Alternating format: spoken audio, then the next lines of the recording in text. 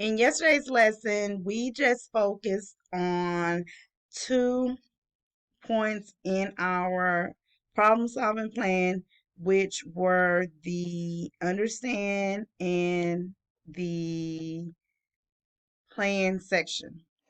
So today we are going to look at how to actually solve it and how we can check our work once we solve it. So, making sure that you understand it and having a plan on how to solve it is very important. It's just as important as you solving it and checking it, because you won't be able to solve the problem unless you understand what you're reading and what it's asking of you. So we're going to use the strategies that we have learned for understand, and we're going to highlight those action words to help us to determine whether or not we are going to add or we're going to subtract.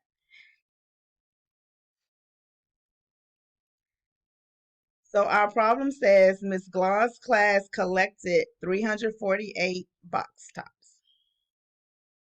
So we know that Miss Gloss class collected 348 box tops. And we know that Miss Burkle's class collected 589 box tops. It says how many more? Ding, ding, ding, ding, ding, ding, ding, ding, ding, ding, ding, ding, ding. So we have some clues right here. How many more box tops did Miss Burkle's class collect compared to Miss Glod's class? Now, sometimes you might not see the word compare, but you can use your handy dandy detective skills and remember that whenever you see the word compare, or if you see those clues like how many more, that tells us right there that we may subtract. Okay. And we can see in our problem that Miss Burkle's class collected more box tops than Miss Glod's class. Okay. So we're going to first,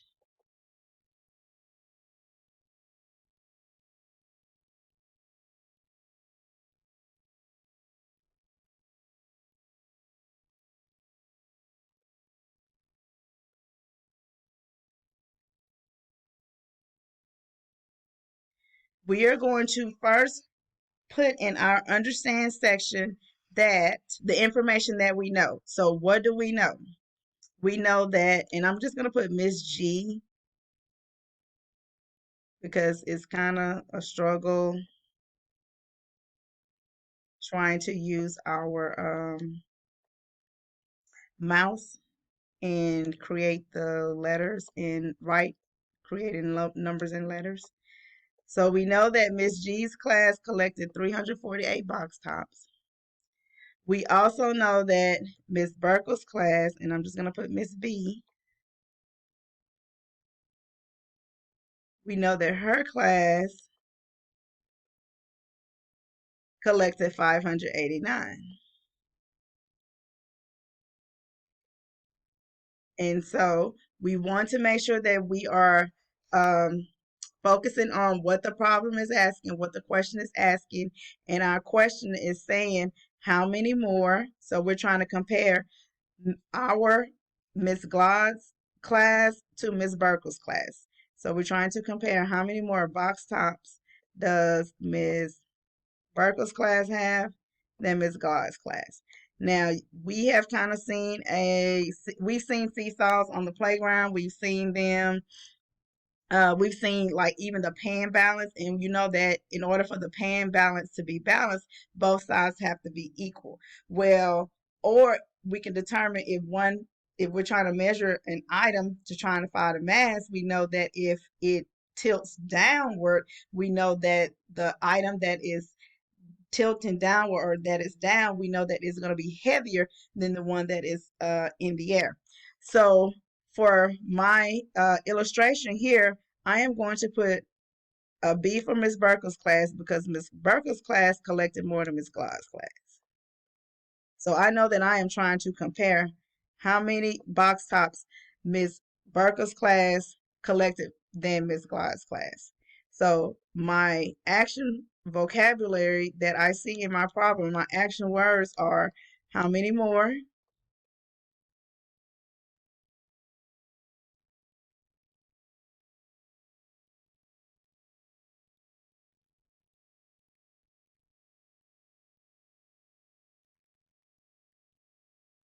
and compare.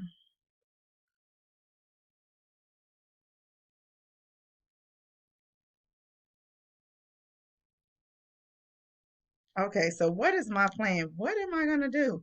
Well, any good detective know that we have to use our clues that we have gathered to put them together to solve our mystery or to solve our problem. So, I am going to create a diagram.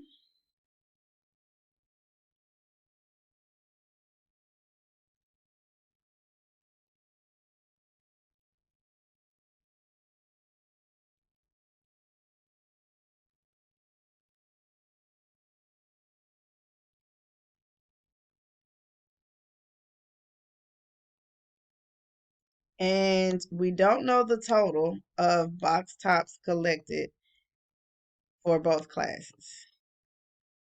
And we're not trying to solve for that. What we do know is that Miss Burkle's class collected 589.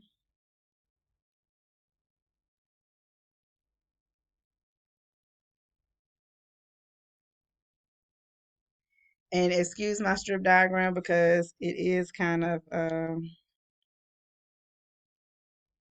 messed up. Okay, so I am going to use a strip diagram to compare how many box tops Miss Burkle's class collected than Miss Glide's class. So looking at my strip diagram here, I know that I have a missing part. And in order for me to figure out what this missing part is, I know that I need to subtract since I am comparing two things, which is Miss Burkle's class collection of box tops to Miss Glide's class. Okay, so I'm going to use the standard algorithm and show you how that looks here in our solve section of our problem solving plan. I like to label my place value chart because I have a three-digit numbers. I am going to label it to the hundredths place. And remember, when you're using the standard algorithm, you want to make sure that you put the greatest number on top and the smallest number at the bottom.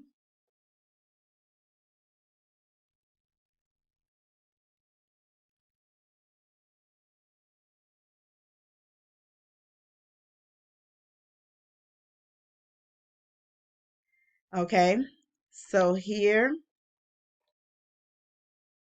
I am going to subtract.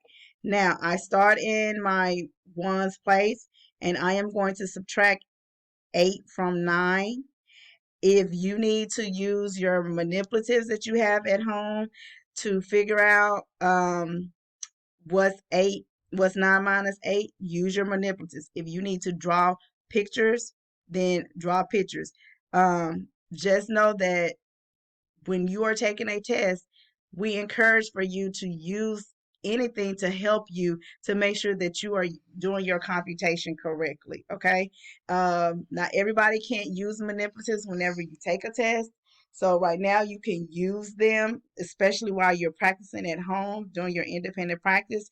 And once you get the hang of it, then you can draw the picture if you need to. If you don't need to draw the picture or use a number line or anything like that, then that's okay. But for those of you who need that extra support, we encourage for you to use your manipulatives or anything. If you had grid paper at home, use your grid paper. Whatever to help you to make sure that you are computing correctly when you are solving your problems. So if I'm going to take 9 from 8, and I'm just going to go over here and I'm going to draw 9 circles, one, what dots.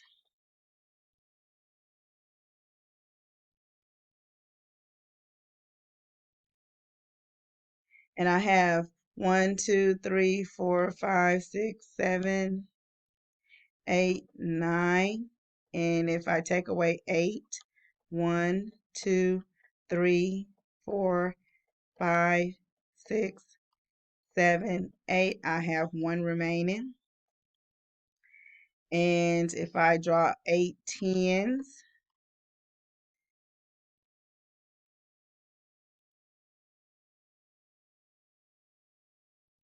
I have 1, 2, 3, 4, 5, 6, 7, 8, and I take away 4.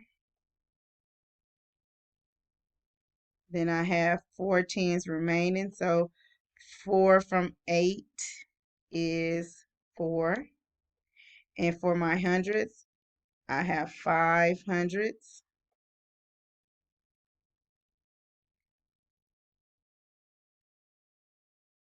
And I am subtracting 3 from 5. So when I take away 3, then I have 2 remaining. So my difference is 241. So this is what's missing in my part here of my strip diagram, 241. Now, you're going to notice something. Whenever you go to check your work, you can always use the inverse property of, the inverse operation of subtraction, which would be addition. So you're probably asking yourself, well, Ms. Glide, how can I use addition to check my subtraction work? Well, it's very simple, and I'm going to show you. Whenever you're adding, or whenever you use addition, you're going to use your answer to subtraction. Okay, here we have what we call the minuend.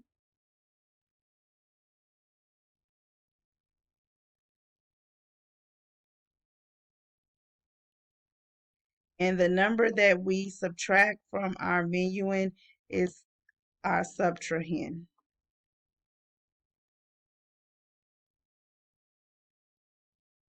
And it's SUBTRAHEND.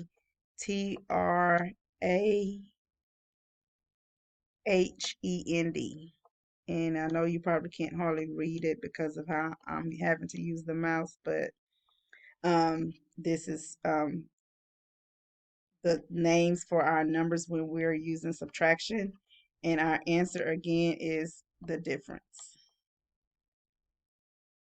So if we are trying to check our subtraction work, we want to add our difference with our subtrahend, and you will see that our difference and subtrahend should total the minuend. So I'm going to come over here, and I am going to draw another place value chart. And I am going to start with 348. And it doesn't matter if you write the difference first or the subtrahend first, because it doesn't matter the order of the numbers. When you're adding, you're still going to get the same sum. So I have 241. And when I add, 8 plus 1 gives me 9. 4 plus 4 gives me 8. And 3 plus 2 gives me 5. So I can see now that my computation is correct and that Ms. Burkle's class collected 241 more box tops than Ms. Glide's class. And so I definitely want to write that statement in my checkbox that Ms. Burkle's class collected 241 more box tops than Ms. Glide's class.